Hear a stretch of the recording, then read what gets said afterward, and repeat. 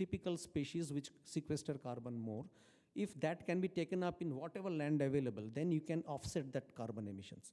So this is also, that's why you have shown. And sound also, we did some studies from their data and seeing that sound reduction was there. These are again some numbers.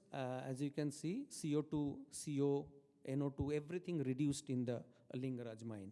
So this is at the railway sidings where manual loadings are being done, these numbers.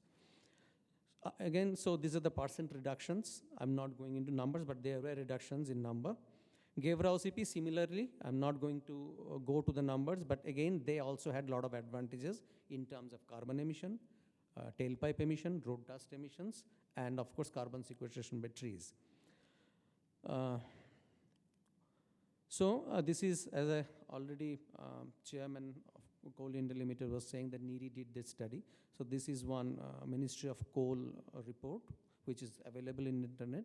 So based on these two studies, Coal India decided to take up FMC in many number of their Coal India controlled mines. So our study was the first kind of FMC studies in India.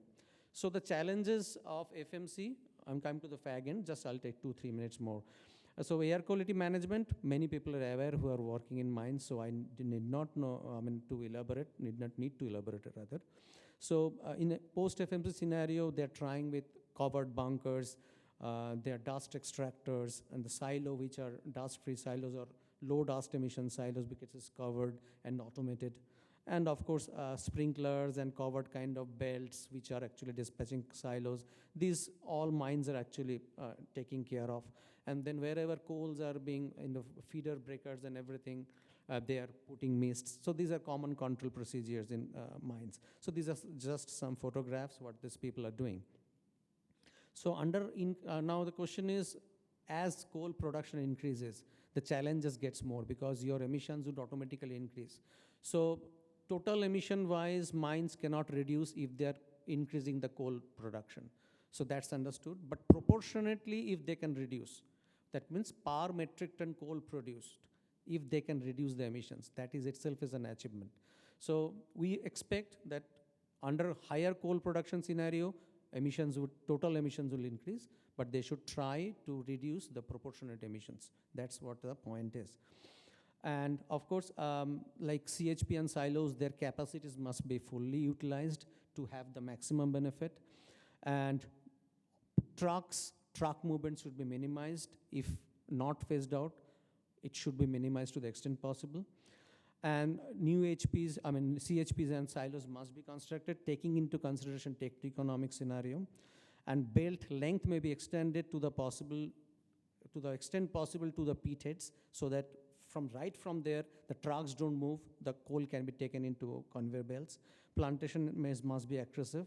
And plantation outside mines in villages under CSR activities that can be also used to show that yes, we are offsetting the carbon, not within the mine, but outside the mine area also. So it's a kind of calculation to show that you are really caring about carbon and you are reducing carbon somewhere. And there comes the biggest challenge. For example, electricity use in silos and conveyor belts is very high. So if that carbon footprint is calculated, the electricity consumption under FMC scenario, where silos are operating and conveyor belts are operating, electricity consumption has significantly increased. Now, if you calculate that carbon footprint, because that much extra electricity you're burning, that much extra electricity is being produced in the thermals. So therefrom, if you calculate the carbon footprint, it comes upon the mines. So the challenge is your mine electricity consumption should be linked to renewables, like solar. And so if you can show that your maximum energy is being consumed, electrical energy from solar grids or solar energy, then you can offset that carbon and you can show, yes, we are using renewables. That's why our carbon footprint is getting lessened, although our total electricity consumption has increased due to FMC. So that is the biggest challenge the mine have.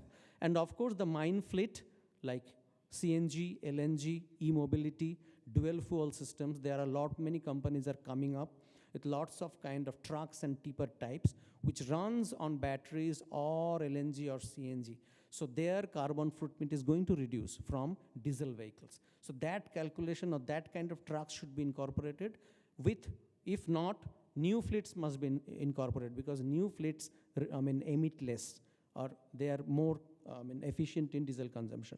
So these are some of the challenges the mines have to actually take up to reduce their carbon footprint.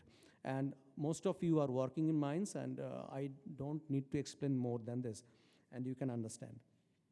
So in the end, I can say that FMC is a very right step towards better sustainability, better mining, green mining. But under FMC scenario also, mines have to be really very aggressive to see or calculate out exactly how much carbon they're offsetting or pollution they're offsetting by FMC. And that needs a lot of data keeping, very minute and finer data keeping. And of course, another issue is, I do not know whether that is possible.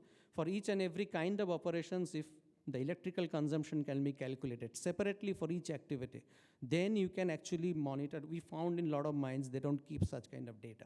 They are having a total electrical consumption data, so they do not know which operation is taking how much electricity. So if you do not have that kind of finer data, you cannot control the leaks or wastage of electricity and also carbon. So that is also one thing the mines have to keep in mind, that they need to have very finer data so that they can actually control everything and show that, yes, their FMC is really beneficial in terms of carbon and pollution. Okay, thank you so much. That's all from me.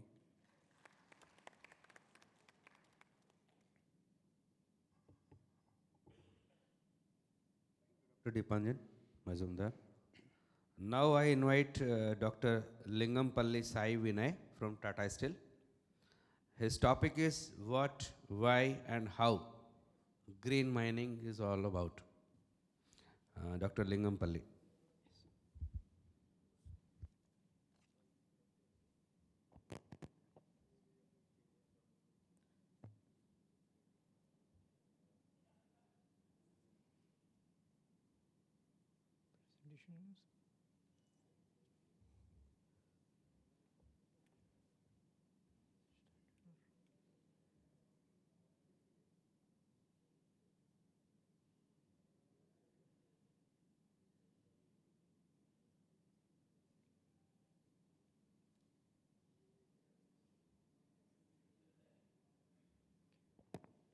Okay, good morning, everyone.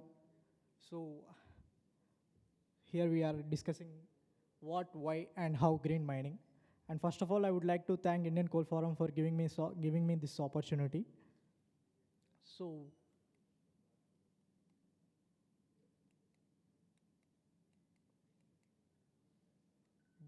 what, why, how green mining? Initially, before going into direct donation, we should have an idea about what greenhouse gases is effort. So in order to know the greenhouse gases, major contributor of greenhouse gas is carbon dioxide, which is contributing nearly 73% globally, and India-wide it is 71%. And considering the major greenhouse gas emission countries, you can see that China is the largest contributor with 30%, and US is the second largest contributor with 11%, and India standing at third position with 4.113 gigatons of carbon equivalent, and next Russia and Brazil. So considering the position of greenhouse gas emissions from 1990 to 2023, you can see that in 1990 global greenhouse gas emissions was around 32.60, where in 2023 it is around 49.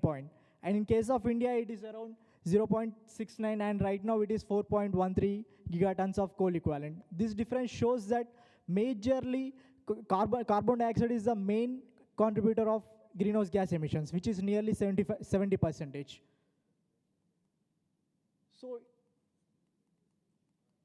So in order to address this issue, how India is proceeding to take up the action? Initially, India's NDC commitment, nationally determined contributions for under Paris Agreement, is that to achieve the net zero by 2070. So that is one of the commitment. Secondly, with respect to ensure the emissions intensity reduced by 45%, and to achieve the 50% of energy generation from non-renewable energy sources.